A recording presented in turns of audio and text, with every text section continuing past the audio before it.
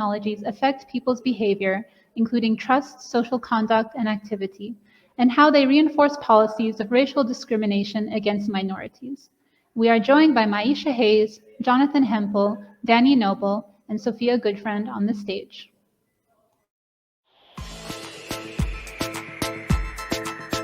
يا هلا ميت هلا الضيوف والمعازيم الكرام يا ميت هلا حطاط وعقل ختياري وشباب شباب وصبايا يا هلا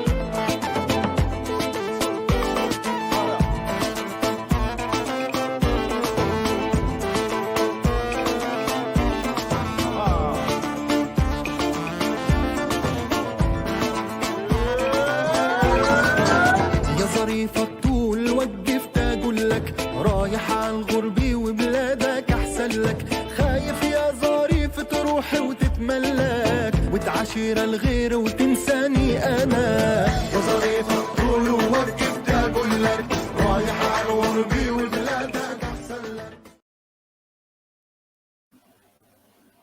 Hi, everyone, and welcome. Thank you so much for joining us for this session on mass surveillance technologies. Thanks to Yasmin for just introing a little bit.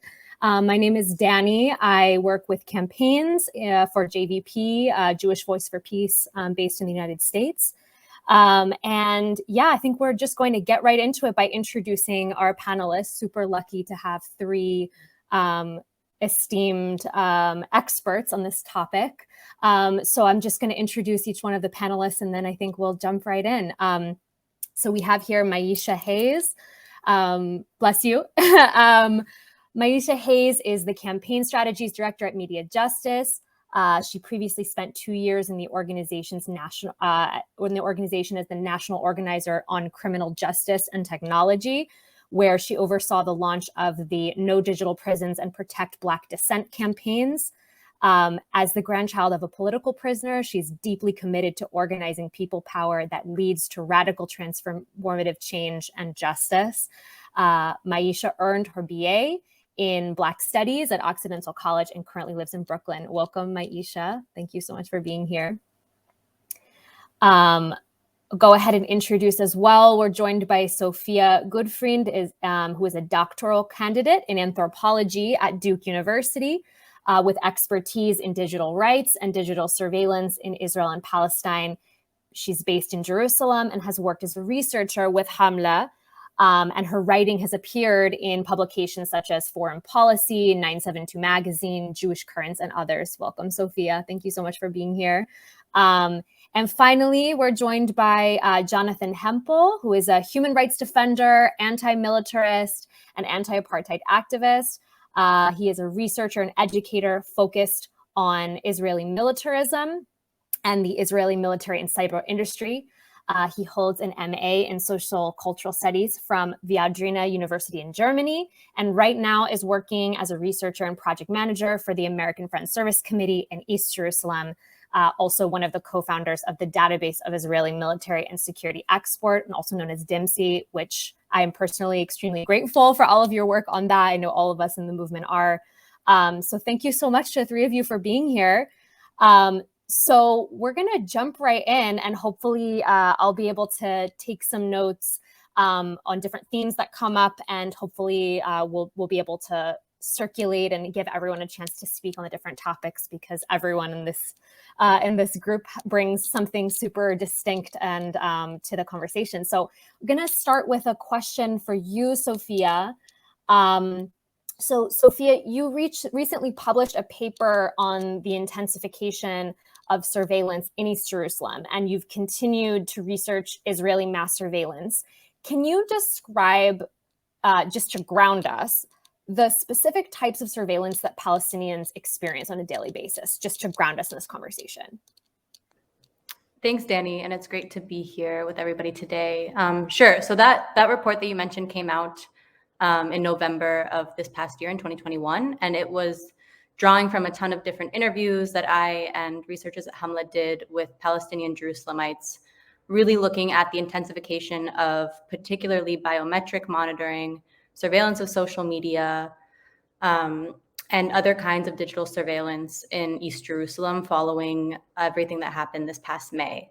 But these kinds of surveillance techniques, particularly biometric surveillance, CCTV surveillance, and surveillance of social media, are experienced by Palestinians across the occupied territories. And so the report really honed on the impact of these techniques on everyday life in Jerusalem.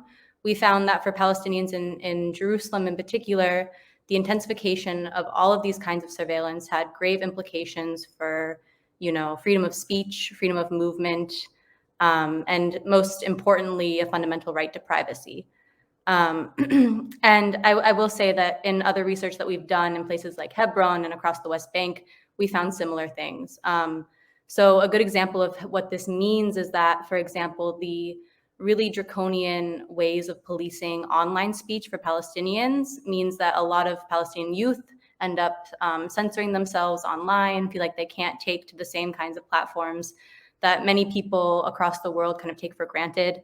They worry that something that they will say will be taken out of context and used against them by Israeli authorities. There's plenty of cases that we can point to of people serving really, really long sentences, sometimes without trial, for things being taken out of context and accused of inciting terrorism.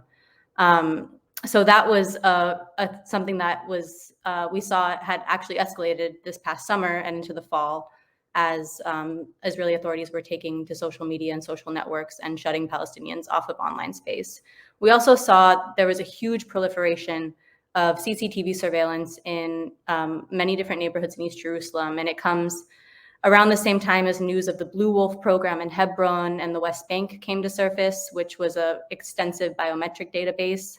But what that means for people is that we talked to one woman who Israeli authorities had installed a camera that looked directly into her living room window.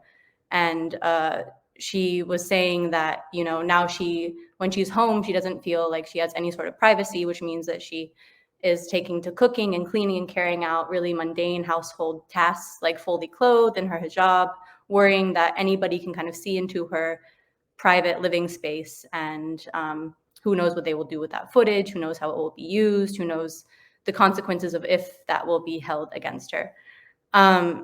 So I think those kinds of examples of how mass surveillance really constrains fundamental human rights is quite concerning. We know that Palestinians in Jerusalem and across the West Bank do not have the same kinds of privacy protections, aren't afforded the same kinds of debates about whether these tools are legal, if they have control over their data, what kind of governmental authorities are using them that enfranchise citizens within Israel and in other democracies around the world actually have. So I think that when we think about, the relationship that the Israeli military and security forces have with the private companies that are developing these technologies, we can also kind of use this as instructive to the dangers that the unfettered use of mass surveillance poses around the world, as particular companies, use the context of Palestine to develop and test out certain technologies before selling them abroad. So yeah, those are just a few examples of how particular technologies and particular techniques of mass surveillance are affecting Palestinians here today.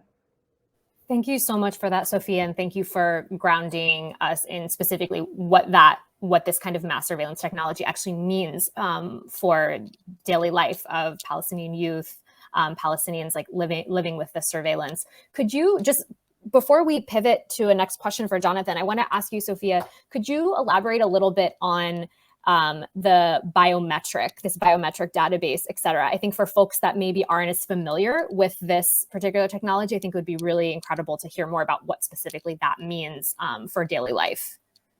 Definitely. So I'll talk about the particular program that I mentioned, Blue Wolf, which is a biometric database that is used to monitor the movement of Palestinians across the West Bank and into Israel. So Blue Wolf was a database that Israeli soldiers, the Israeli military, built up by taking pictures of Palestinians in places like Hebron and across major urban spaces in the West Bank, and uploaded their pictures with facial recognition data into a database. So then whenever one of those people went through a checkpoint with facial recognition cameras or There's news of these cameras being used in urban spaces like East Jerusalem as well. If they walked by one of those cameras, Israeli authorities will know exactly where they're going, exactly who they are. And beyond just having their picture in the database, it also had security ratings. So people had no kind of control or knowledge over what kind of security rating they were given. But these pose really, really, grave risks, especially because we know that facial recognition technology doesn't really work perfectly. It's proven by many different researchers around the world to have higher error rates for people of color. So, and the risk if you're a Palestinian of being misidentified or identified as a security threat by an Israeli soldier on the street or at a checkpoint has really, really scary implications. It could land you in jail or worse. So the unregulated use of these technologies is really, really concerning. And facial recognition in Palestine in particular poses a lot of risks that really show us the dangers these technologies have wherever they're employed. Thank you so much for that. I just wanted to ask you to clarify a little bit more, because I think it's really, really key when we think about the next few questions for Maisha and for Jonathan. So Jonathan, I want to ask you, actually, Sophia referred to this, but we sometimes hear people refer to, and specifically Israeli companies, the Israeli government, but specifically companies, I would say, as Palestine as a testing ground for Israeli surveillance. That things are tested, in Spanish we would say en terreno, right? Can you explain what that means? What is meant by this? What's the connection between the daily realities of the surveillance that Sophia just described and Israeli exports? Yeah, thank you for that, and thank you, Sophia, also. So yeah, I think for years it's known that military operations in Gaza and the West Bank and the occupied territories and the occupation itself are used as a laboratory for Israeli arms companies, and that can develop, test, and then market their weapons and cyber technologies as battle-proven or battle-tested. Sometimes they're actually tested. I think you're gone from me. I hope. No, we can still. It's okay, just, you can see they're me. just spotlighting you, so we can. Nice, here. Perfect. Yeah, so battle-proven tested. Sometimes they're actually tested on the ground on Palestinians live. For example, drones that threw gas canisters on protesters were tested actually the first time in real life on Palestinians and hurt people. And then were marketed to the world in different arms fairs. But also in cyber and surveillance technologies, we see it now. Israel would be unable actually to compete in the international cyber and security markets without this testing ground for the development of the technologies. And it gives credit to its status as a major cyber power now. We see a huge increase in cyber exports, and companies are getting funded and sold. And what I'm looking into, and my organization and the project, is also to look where is it landing then? How are we selling it? How is Israel selling the technologies to all over the world, from Myanmar to Azerbaijan and India? We're looking also, of course, what is it doing there? But first of all, we're checking this whole circle of usage in Palestine, and then how it's marketed. For example, I saw also after that Sophia was there. I visited an Israeli arms fair last month in March. And actually then I'm looking, and actually I could also share my screen and show a picture from there if it's okay. I don't know, we didn't test it before, but maybe it could be nice. It's really, yeah. Share screen. I hope it works. Maybe let me know if it. Yeah, I think you can see it. So you can't see anything, unfortunately, but I don't think so. Maybe we can see. I can't see it, but maybe we can. We can. Sorry. I just didn't do the last. Yes. So I think now you can see it, right? So that's just a small picture that I did when I entered. I think, Sophia, you saw it too. So it's really normal. I have also, I can show after that I brought brochures back. They're really marketing in every place. Of course, cyber companies are also marketing their companies as ex-former officers that founded the companies. So that is just one example. And also a small example, maybe just really like from today, I discovered it today, for example, and we will talk about facial recognition maybe later more, but just a video from a webinar of AnyVision, today USTO, that shows actually, and I think I need to analyze that here, a checkpoint in Palestine. You hear the people speaking Arabic. I think I can play and being recognized and on their entrance. So that's just a small like example of. I think I can stop share.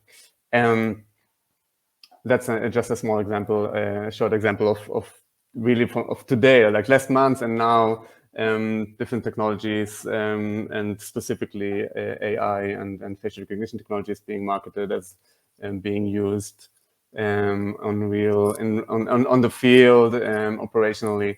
And I think it's also important to talk here about the ties between the military and security agencies to the private sector. And I know that Sophia, you did a lot about that, and the connections between former soldiers and officers that are going straightly from the military service into intelligence and surveillance, from their intelligence and surveillance units to the private companies directly. And also we see a privatization of intelligence services that are being exported to private companies from the military.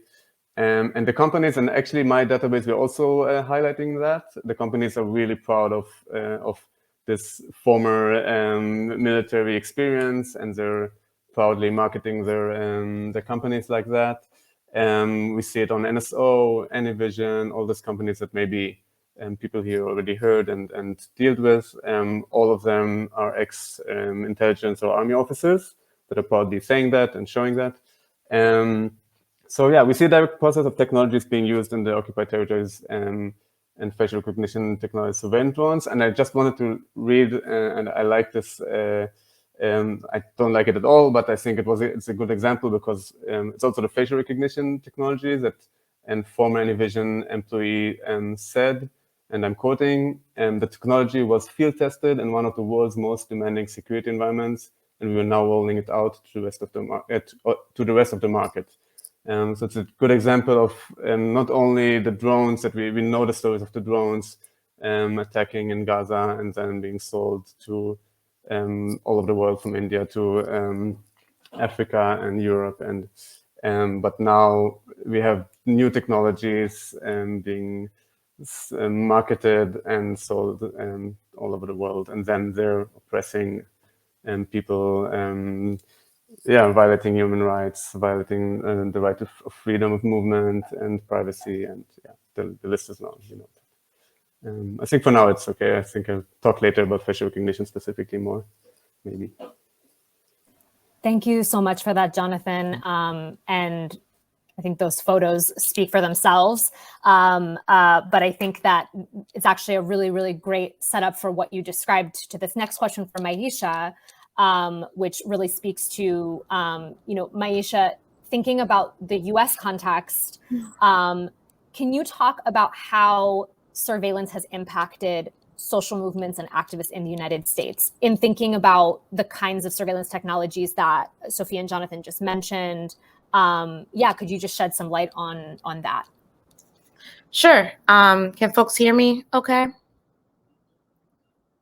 Yes, we can hear you. Awesome. Sounds good. So first off, thank you so much for having me. I'm been really excited to be a part of this conversation. To answer this question, I'm going to start off discussing our Protect Black Dissent campaign, in particular, what led us to launch this work and why the criminalization of dissent, matters so much to us at Media Justice. So I'm going to provide a little bit of background in case folks are less familiar, with our work. So in 2017, Foreign Policy leaked an internal memo from the FBI that the agency had created a new domestic terrorism term called Black Identity Extremists. According to the FBI, this term was created in response to a perceived threat of violence and extremism coming from the Black community. And they specifically cited the police killing of Mike Brown as the driving force behind this sort of extremist ideology within the Black community. So we immediately knew that the purpose of this label was to surveil this generation of Black and Brown activists that have been politicized in the wake of so many police killings, right?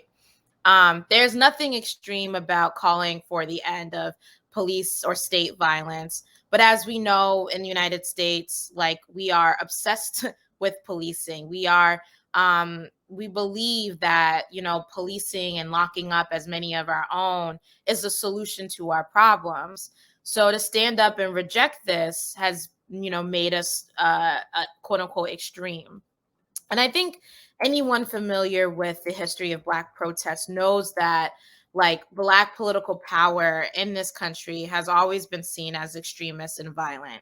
When oppressed and marginalized people get organized and demand liberation, freedom, justice to account for the ways that we are systematically oppressed, we are always seen as this threat. And so we recognize that this designation was just the latest attempt to surveil and criminalize our movements for Black liberation, just as they did with the Panthers and the leaders of the Black Power struggle in the 1960s. And I think it's really important to unpack the ideologies and terminologies that are used to label racial justice protesters as criminals, because once you're able to label us as a terrorist, as a criminal, or as a threat, they can justify stalking, harassing you, surveilling you, and arresting you, all in the name of maintaining quote unquote public safety. And I think it's worth mentioning that groups like ours and so many others, when we spoke out about this racist designation, the FBI just changed the terminology instead of abolishing it. So instead of using Black identity extremism, they've moved into using something called racially motivated violent extremism, which basically is conflating like white supremacist violence with the, you know, First Amendment free speech protected activities of racial justice protesters. And so, you know, while it may be harder to prove on paper who's being targeted by these surveillance tools, all you really need to do is pay attention to whose protest is being criminalized, right? So, you know, when protests erupted around the country in the aftermath of the police killing of George Floyd, you saw the police double down on using dangerous and racially biased surveillance tools like facial recognition to track protesters who they thought were quote unquote breaking the law. And you can contrast this with the way white supremacist violence is treated, like we saw on January 6th, or even really recently, the tragic shooting that happened in Buffalo. The FBI has continuously said publicly that they believe the greatest threat of violence is coming from these far-right white supremacist groups. But these internal memos that have been leaked over the years reveal that the agency has continued to keep Black identity extremism as a top counterterrorism priority. I think another example of where you see our protests being criminalized is this wave of anti-protest bills. This legislation is marketed to say that they are protecting like public property during protests, but these laws are really focused on restricting people's right to protest, defining unlawful assembly as a riot and making it a crime to protest on, you know, sidewalks, streets, and highways. These bills have been, you know, commonly backed by police unions, and it's really clear that this was the response to the global uprisings in 2020, right? So while we say at Media Justice that the surveillance of our movements is nothing new, a lot of our work at Media Justice is focused on educating our communities about how the technology that we use to stay connected, to you know, organize, to work virtually, right, is the same technology that's being used against us. So social media is a prime example of this. Facebook is a social media platform that law enforcement has used to surveil and undermine our movements. When we launched the Protect Black Dissent campaign a couple of years ago, we brought a delegation of activists, Black activists, to DC to speak to representatives about the impact of this racist designation. And one of those activists spoke about how their local police department was using Facebook to create fake accounts to infiltrate, the Black organizing spaces online. This same police department was creating a blacklist of protesters that they were secretly barring from like City Hall and other like government buildings and institutions. And federal law enforcement, there's a long track history of federal law enforcement using social media as a method of collecting information, right? And furthermore, many, many years ago, Facebook, Twitter, Instagram used to give user data to third-party companies like Geophedia, a software company that worked explicitly with law enforcement to provide its technology to monitor Black lives, Black activists, right? They don't do that anymore because of the public criticism for groups like ours and so many others. But this is a part of the history of surveillance and what it looks like for activists today. And I just want to mention another example that's not a social media platform, but heavily profiting from the surveillance and criminalization of Black and brown communities. Company is Amazon. One specific tool is Amazon Ring, which has over 2,000 police, private surveillance police partnerships, giving local law enforcement unprecedented access to the data and footage that's captured on these Ring cameras. And last year, we learned that the Los Angeles Police Department used Amazon Ring to surveil protesters again during the uprisings in the summer of 2020. And so the point of such surveillance is to basically suppress activism and organizing, right? Because this work of advancing Black liberation has always been seen as a threat. And I think it's super important to acknowledge that our movements aren't just responding to police killings. Like, our people are calling into question the entire legitimacy of the prison industrial complex. Ushering a new generation of folks who are supporting a demand for abolition and a complete transformation of society. And so this kind of surveillance is used as a tool to undermine our movements. Thank you so much for that, Maisha, and all of the details of, not just how these kinds of technologies are used to, further criminalize Black and brown descent, but also referencing some of the campaigns that Media Justice and other organizations and community groups have been arming to try to resist and try to fight back, right? So I think we'll come back to that. Would love to hear more from you on that specific point as well. But really love that grounding in terms of how this is really very intersectional. I want to go back actually to Sophia. I'm going to try to get through some next round of questions, but I'm sort of writing down some points that are coming up, and then maybe we can get into a little bit more of a discussion. But Sophia, just going off of what you shared before about the research in East Jerusalem, and also jumping off of what Jonathan you added and the images actually you provided of the checkpoint, right? That came from, I think, an AnyVision presentation, documentary footage.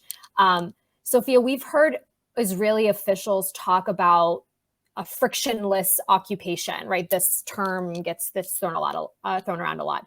Can you talk about the role that surveillance plays in this occupation strategy and explain what are the impacts on human rights of this type of approach, right? And what does that mean, frictionless occupation, like in practice, and explain the impact of that? Yeah, it's a great question. And I think it ties to what both of the other panelists have been talking about. I will say that the term frictionless occupation is intrinsically tied to this kind of the boom of Israel's own homeland security and surveillance sectors. So frictionless occupation kind of came around when we saw these different innovations in biometric surveillance and CCTV surveillance and digital tracking and monitoring that allowed Israeli authorities to really transform more older practices of military control over Palestinian life in the West Bank and Jerusalem in particular. So frictionless before the 2000s, before all these new technologies came about, official idea of policy was to maintain a degree of what they called effective friction between Palestinians and Israeli soldiers to make the power dynamics and the control that Israel had over Palestinian life quite evident to people on the ground. But as international condemnation of these policies mounted, as we had various iterations of different kinds of humanitarian disasters, like really long wait times at checkpoints, like tons and tons of altercations between Palestinians and Israeli soldiers, the military invested in all these new technologies to say, okay, we're going to implement this new kind of control that is much more expedient, it's much more efficient, and they called it more humanitarian.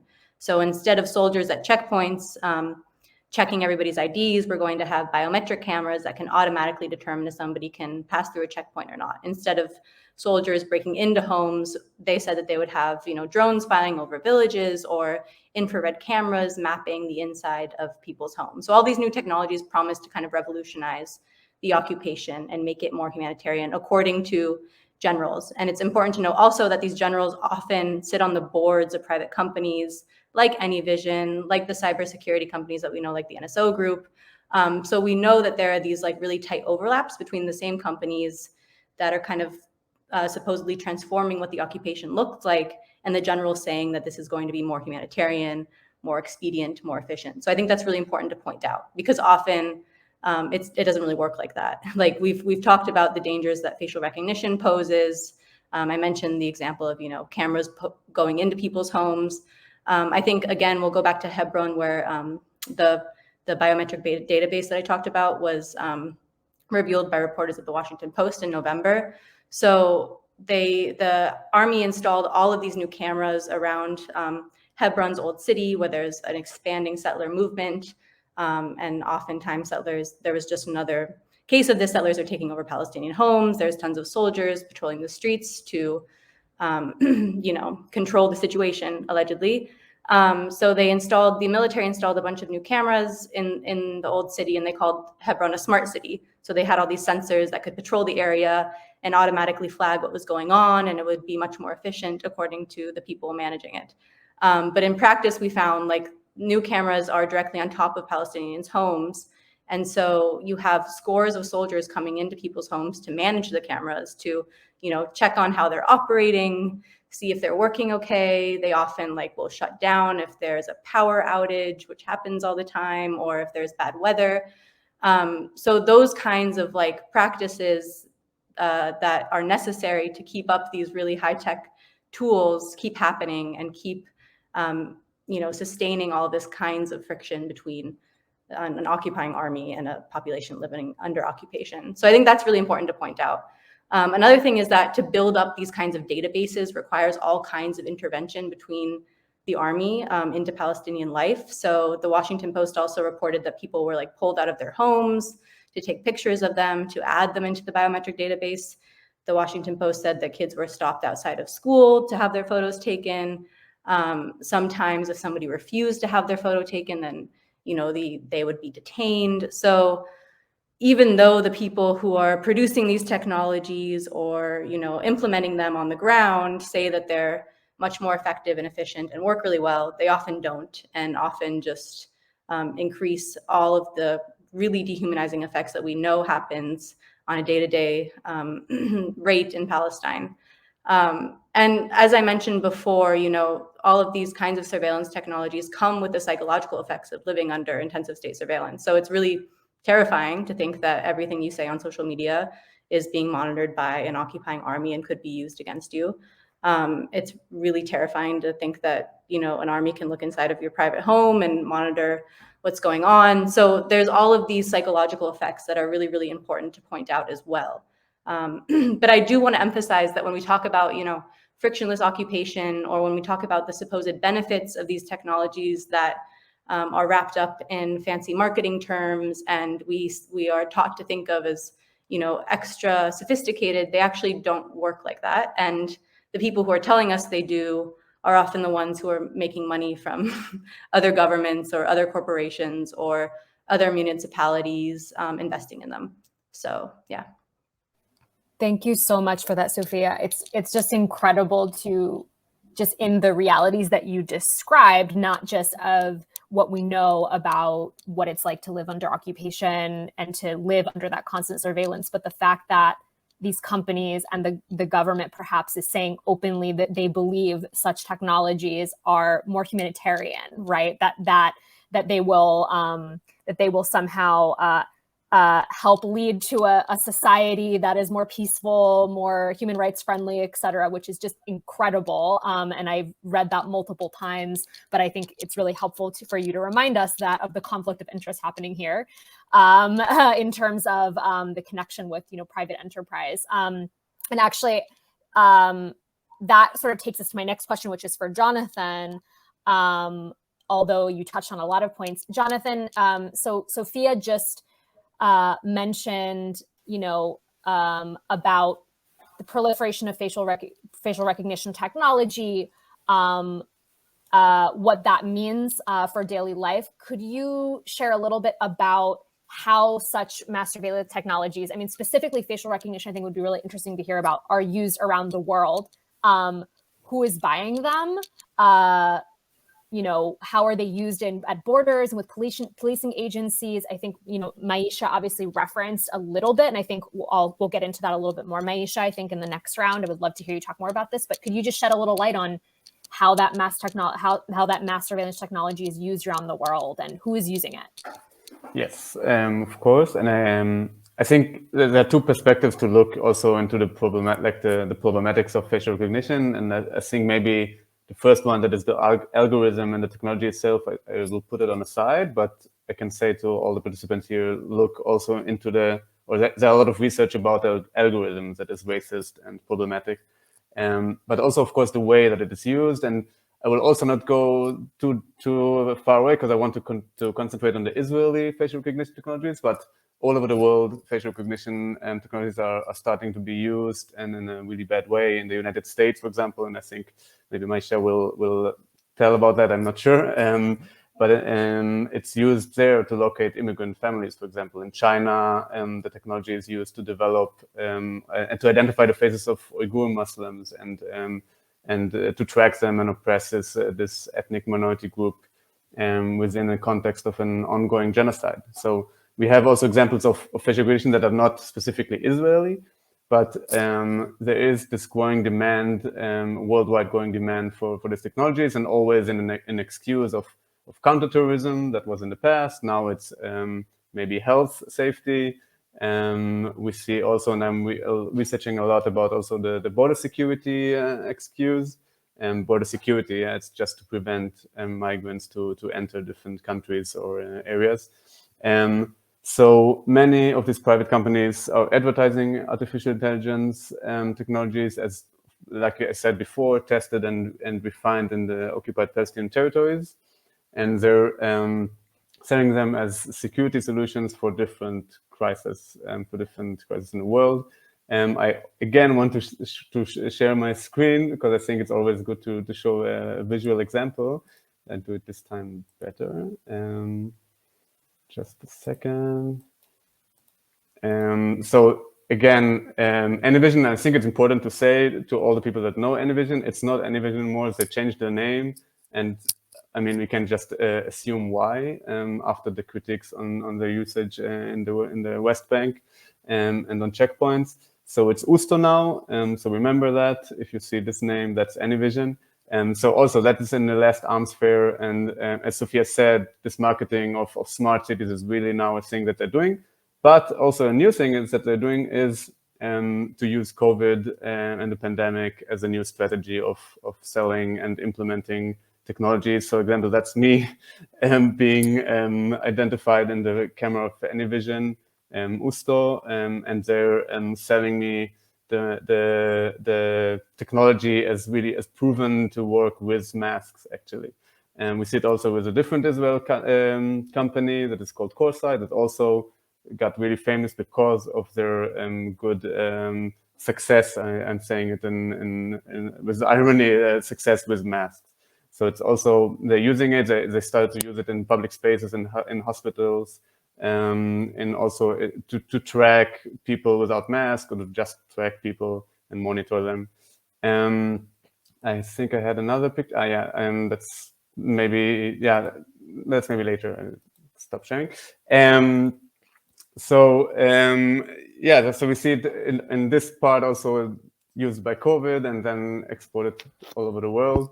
But we also, as I mentioned, see a quite interesting development, and you can also look more in the database in DIMSI. Maybe we can send a link after the session.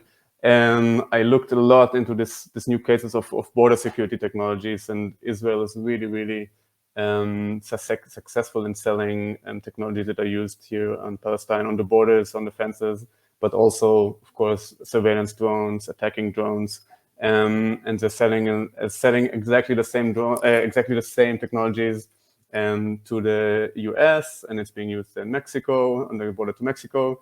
I looked actually a lot into Europe because it's also a new area, and I saw a lot of Israeli technologies being used to prevent from refugees and migrants to enter. And actually interesting and also so sad, I was actually in Greece and I spoke with Palestinian refugees from Gaza that told me, I'm hearing the drones that I heard in Gaza, and they're now above me and preventing from me to enter Europe.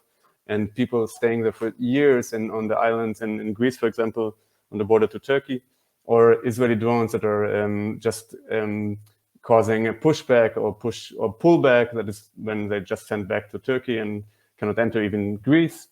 And that's exactly the same in this part, surveillance drones, but we see AI technologies being already, like, we don't have proof for the usage on the borders in Europe, for example, but we see them meeting security agencies in Europe and starting to lobby, and we see connections there. We're just waiting. It's a matter of time that they will be implemented there, and they're actually other technologies as phone extraction and technologies, for example, Celebrite, that maybe people know here also. They're an Israeli company that is worldwide involved in violations of human rights.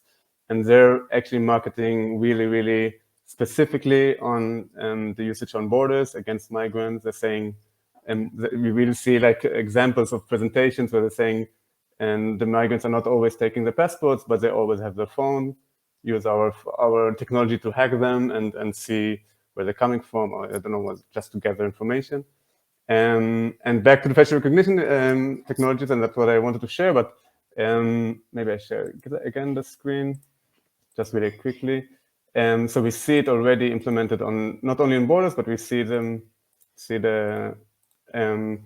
for example, from a presentation that I somehow got, a presentation from Coreside, an Israeli company, and we see here the customers this side of Israel police that never said that it's used here.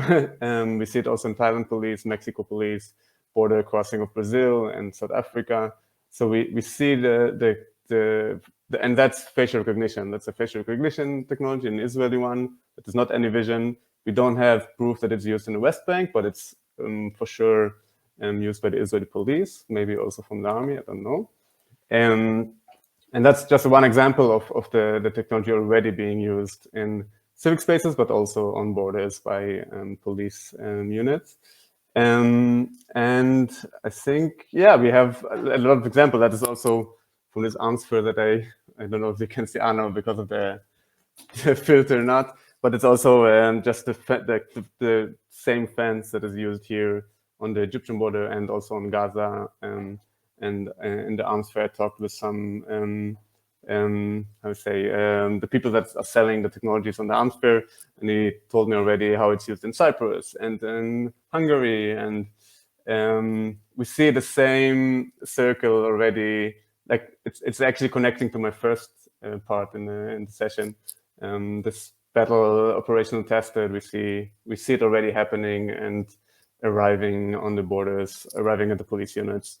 For example, AnyVision, Usto. I can also maybe you can see it also in the database, but they have so many customers in the US, from casinos to stadiums, in Mexico also. It's the list is so long, and I think the connection here is really clear how they're using the thing that Sophia talked about so great, like this oppression and complete control on Palestinians, and they're using this to sell that, market that, and make profit out of it. I think that's this terrible circle. I don't know. Super clear, Jonathan. And I think, and you paint such a clear image when you told the story about Palestinian refugees on the border hearing the same sounds of Israeli drones. Maisha, I wanted to just pivot there to give you more space to elaborate on some of the points that you raised around facial recognition technology in the US. And so how can you share a little bit more about how far-reaching is the proliferation of facial recognition technology in the US? You mentioned a little bit about ring partnerships with police departments. How are its uses? Can you share more examples? How are its uses more likely to further marginalize and criminalize already oppressed communities in the US? So I wanted to go back to some of the points you made before. Sure. Apologies for hopping off a little bit. My internet collapsed, so hopefully I'll be able to stay on. But yeah, I think, it's actually not very easy to keep up with who's using, facial recognition these days. I think, just speaking more broadly, right? Like facial recognition is used to unlock your phone. It's used to get in at concerts, sports venues, airports. And I think the pandemic has also really normalized using facial recognition because it's seen as a more efficient and convenient way to practice social distancing. So with that being said, I think it's pretty safe to say that the use, especially the police use of facial recognition is pretty far reaching. Almost everyone in the United States is in a facial recognition database. 1 in 4 police departments use this technology, and several federal agencies are using this tool as well. And as the other co-panelists have said, there are serious problems with facial recognition technology. It is well known to have gender and racial bias. It misidentifies the faces of Black and Brown people along with the faces of women and gender nonconforming individuals. And so when you really think about, what these misidentifications mean, you realize that this tool is only increasing the potential, the potential for false arrests, putting us at further risk of more violent and dangerous interactions with the police. So just to give you a few examples, Robert Williams, a Black father in Detroit, was falsely arrested for supposedly stealing watches from a local store. He was detained for 30 hours before the police eventually realized that it was a false match. Niger Parks, another Black father in New Jersey, was also falsely arrested when the police used facial recognition technology for supposedly shoplifting snacks and candy from a local gift shop. And unlike Williams, however, Park spent 10 days in jail and spent months fighting this case before the charges were eventually dropped. So what this technology really does is supercharge and digitize the same sort of racial profiling that the police already do. And this, I think, really fits nicely with what Sophia was saying about the misconception that, surveillance technology can be placed on a really violent and oppressive system and somehow produce really positive outcomes. And I think that tension is something to really name, because in the United States, as I was saying before, people are calling into question the entire legitimacy of the prison industrial complex, right? And so these tools, facial recognition, automated license plate readers, ShotSpotter, the whole list are tools that get presented as solutions to fix racist, biased policing. And when you really listen to communities that are targeted by these surveillance technology, you realize that this technology is only making policing more efficient, more effective at stalking, criminalizing, and arresting communities of color.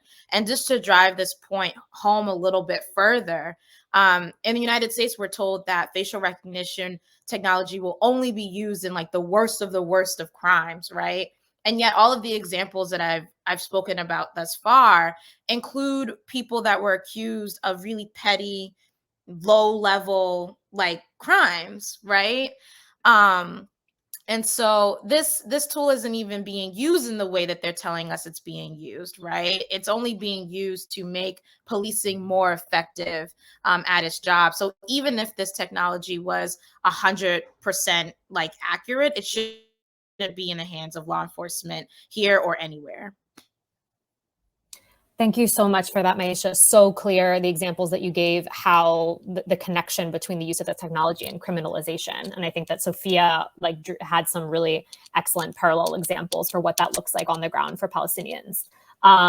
We're running out of time, but I really do want to get to campaigns and resistance, basically. I think everybody laid out very clearly the role of the Israeli cyber industry in exporting this kind of technology. We also know that the use of such technology to criminalize marginalized communities is not new. In many of those countries that are exporting the technology. So we have like about 5 minutes left. I have a couple of questions speaking to resistance and campaigns in response, and what are we doing about this? What are we pushing for? So I'm actually just going to, if folks can keep their remarks to maybe a minute, I'm so sorry to do that, but everyone had so much to say. I'm just going to really quickly give each person sort of a question around that, the response. So Sophia, my question for you is, given obviously the inadequacy of international law to protect against the abuse of surveillance technology, specifically for Palestinians, what might some mechanisms look like to push for such protections for Palestinian communities? Specifically, my question for you, Jonathan, is, we've seen that the Biden administration, they the blacklist of Kandiru and the NSO group and the EU passed a ban on law enforcement's use of facial recognition in public spaces. Are these the type of measures that we should be pushing for? What are strategic demands for the international community to protect us from the proliferation of mass surveillance technology, which everyone has laid out an argument is extremely harmful? And then Maisha, my question for you is, what are some of the central demands of campaigns like Protect Back to Send and other campaigns that Media Justice and other peer organizations have been involved with in terms of surveillance capitalism in the US and the response to that? So I guess we'll start with, sorry for that, really quick, but Sophia, if you could take that question. Yeah, and I think maybe some of what I say, Jonathan might expand on or argue with or whatever. But I was going to say that given the inadequacy of international law and Israel's adherence to international law when it comes to its operations in Palestine, I think that we can really think about the ties between the surveillance technologies used in Palestine and the private industry, and how so many of these companies, a lot of them also, they're not only Israeli companies operating in Palestine, there are tons of international companies operating with the military. And if the international community could come up with a regulatory framework that, that legislated against the use of these technologies like weapons rather than as humanitarian solutions, it's obvious, and this goes to what we've all been saying, that surveillance does not actually stem violence. It's not actually bringing about peace. It's not offering a security solution. I think the situation in Palestine is really good evidence of why that's not happening. So I think if we regulated these technologies like weapons and talked about their lethal effects and really cracked down on the supply and demand of all of these weapons, then I think that would be one quite effective mechanism. Obviously, we know that international regulations are always imperfect, but I think international law has not kept up whatsoever with the pace of technological innovation. And all of these technologies are often rolled out in secret. They're invested in secret. There's a lot of under the table deals about where they're going, and they're tied up in all this messy kind of diplomacy. And there needs to be a much more comprehensive regulatory framework that really cracks down on the private industry and looks at the entanglements between militaries around the world, including Israel, and the private industry. Great. Jonathan? Great. Sophia already took part of my answer. So actually, I'm just agreeing that the strategic demands need to come in different ways. One of them is really the regulations. And I think specific bans like Kandiru and NSO are not always enough, because like Sophia said, there will come the next company, and a lot is happening behind the scenes, private, secretly. But I think that one thing that we can do and we need to push for is, of course, the divestment of companies that are producing these technologies and are selling them and are involved in oppression and human rights violations. And one good thing to do is to go to the investigate database of AFSC, where you can see also which companies are involved in that. Of course, spread awareness, and I think this conference is also doing that. And we are also own security practices. It's not enough. Facial recognition technology, for example, is too good to, I don't know, it can go with a mask and sunglasses all day long, but it's not like, it's also not enough. But I think that until Israeli companies will be isolated politically and economically, and specifically on the surveillance here, and like Sophia said, also not only Israeli companies are involved here. And yeah, we need a formation of a joint struggle against militarism, against this oppression, against those technologies. It's not just an issue for peace organization and movements. It's tied.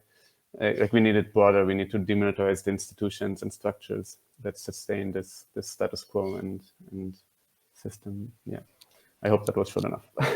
Absolutely. And chaotic, but short. Maisha, take us home, and also please, I would love to, if you could share more information about where folks can go for information on the campaigns that you mentioned as well. Absolutely. So for the Protect Black Dissent campaign, our demands historically have been to abolish Black identity extremism, racially motivated violent extremism, and all of these really racist designations used to criminalize our communities, subpoena the FBI for all of these documents on surveillance programs, and make the FBI testify on record about its surveillance activities so that we can really have the information to protect ourselves against this kind of like infiltration and surveillance more broadly, and just to like support what everyone else has said, right? Like media justice has been a part of a lot of different state and local bans against facial recognition. Like in California, we supported efforts in, like in New Orleans, there's a ban in Massachusetts. So there is a growing movement like saying we do not want these tools used in our communities. And so that's one way to like support the resistance against these, this racist technology. But more broadly, and going back to what my co-panelists have talked about, is a real divestment from surveillance technology, right? Like ceasing state and local grants that are used to purchase surveillance technology by different police agencies, prohibiting, the Customs Borders Protection, DEA, ICE, other federal agencies from, using such funds to acquire, not just facial recognition, but all kinds of surveillance technology that's being used to criminalize and further entrench state violence in our communities. So we need, both bans, but we also need a divestment strategy, both here and, in solidarity with movements around the world. So, and please follow Media Justice. You can also reach out to me personally. Those are the ways to contact us. Well, thank you so much, everybody, Jonathan, Sophia, Maisha. I think you all beautifully laid out the importance specifically of resisting, mass surveillance technologies, period, but specifically the role of the Israeli, cyber industry in that, and laid out, some very cohesive solutions for how to resist, everything at the local level, from bans to international protections, to really focusing on divestment from mass surveillance and from facial recognition technology in terms of private industry. So really appreciate all of you for laying out the intersectionality of the struggle. And yeah, thank you, Maisha, for plugging, again, Protect Black Dissent campaign, Media Justice, specifically plugging again DIMSI, the DIMSI database. And yeah, unless there's anything else, I think that we'll leave it there. Thank you so much. Thank you. Yeah, Thank you all. Thank you to Hamla.